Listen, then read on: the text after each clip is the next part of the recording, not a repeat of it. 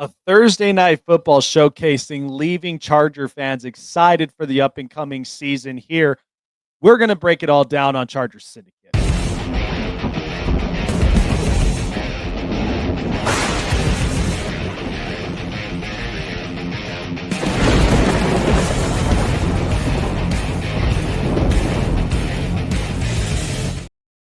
Bolt up, Charger fans.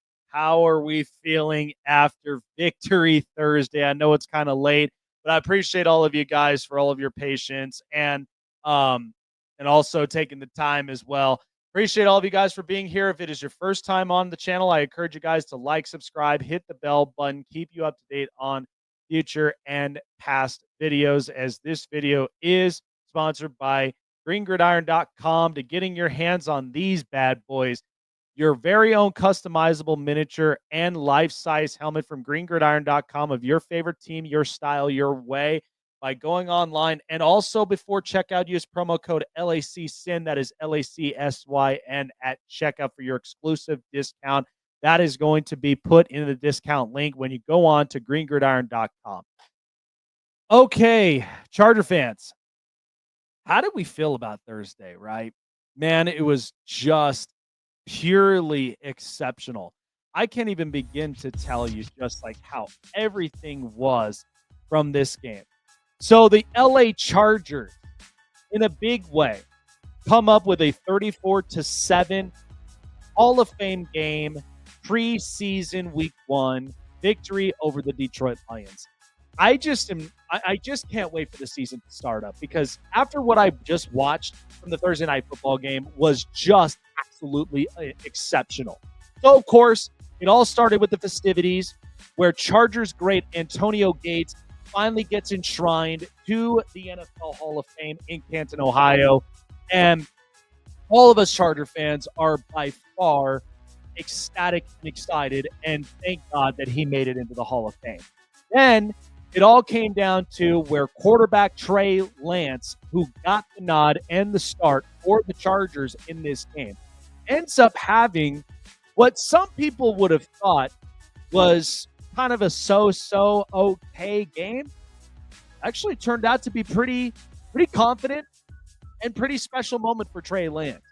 So Trey Lance comes away with 13 of 20 of the pass attempts completed for 120 passing yards, 2 touchdowns, 0 INTs, with a rating of 114.6. Trey Lance, in a bunch of his passes, looked confident, looked accurate, much better presence in the pocket.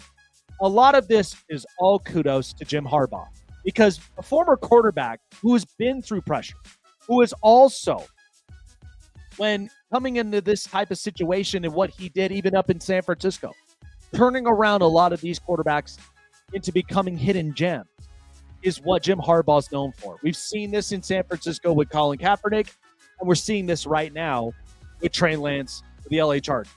No, this is not going to insinuate that Justin Herbert's job is questioned, but what it does is it at least leaves Charger fans confident in the fact that there is a capable backup if, in fact, Justin Herbert does suffer some type of injury. So at least there's a security blanket from there. But what I was impressed with in this game is that Kamani Vidal comes around with 9 carries for 37 yards and 2 rushing scores. So a lot of these were all short runs, but Kamani Vidal was starting to get up some of the load.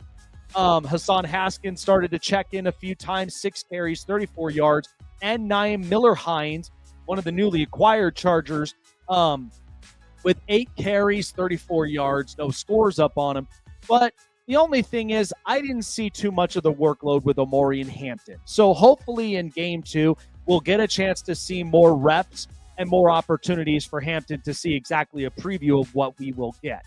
Now, on the receiving side of things, boy, I am excited for this up-and-coming season for this kid. Keandre Lambert-Smith, the late rounder out of Auburn, comes away with 2 catches, 43 yards, and 1 touchdown score on a slant route going in and cutting in for the end zone for the touchdown from Trey Lance. Keandre Lambert-Smith looks like a sneaky pickup that the Chargers got for their offensive arsenal and somebody that they really needed as an X factor. Once you got Lad McConkey and you got rookie Trey Harris, who's really going to be the next guy to be the X factor in this offense? And that's where KLS really came up and into play. I'm excited for this kid. I think some of his route runnings and his cuts really looked sharp. So, and a lot of these play schemes looked very creative. It's something that I think also really is going to work a lot for the Chargers. And after everything was kind of put together, the Chargers look like that they could be in line to scoring up 25 plus points this season versus what they had last year, where it was barely kind of an offense. Yeah, you had Lad McConkey, but a lot of the offensive players, they weren't really like big name-eyed stars, but even rising stars to the occasion. And now when you start to see a full offense like this and under this type of scheme, the Chargers are really going to be bound for a big-time home run offense. Now, on the defensive side of the ball, the Chargers defense really gave it to the Detroit Lions. As you can see, Junior Colson coming away with 4 total tackles, 3 solos. Amani Johnson with 7 total tackles and 3 solos.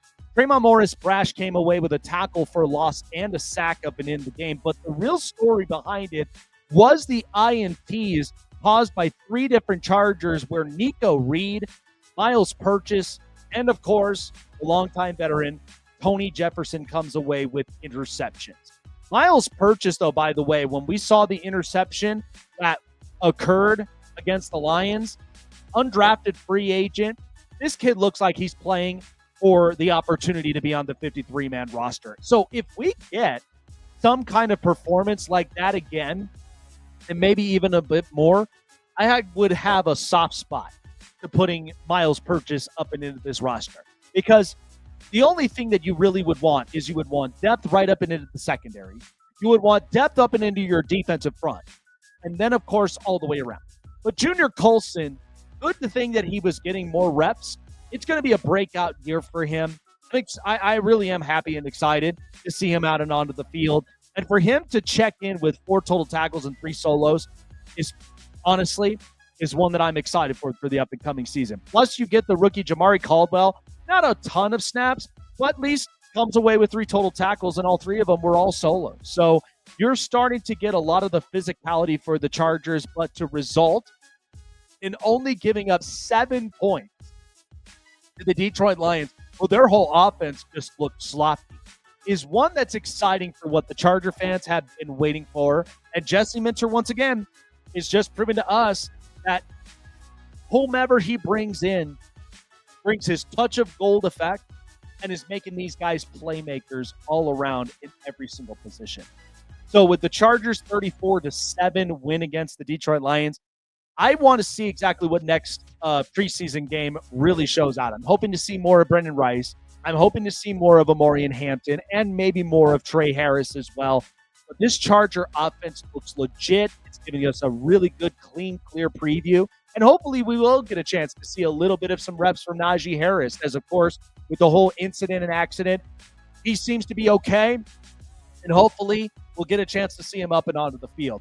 But it looked really sharp for the Chargers to come away with a big win against the Detroit Lions in Canton, Ohio for the Hall of Fame game 34-7. That's going to do it here for me on Chargers Syndicate. Like, subscribe, hit the bell button, keep you up to date on future and past videos. Jake Silva signing off here on Chargers Syndicate. Have a great rest of the day, guys, and always remember to bolt up and see you guys in preseason game number 2.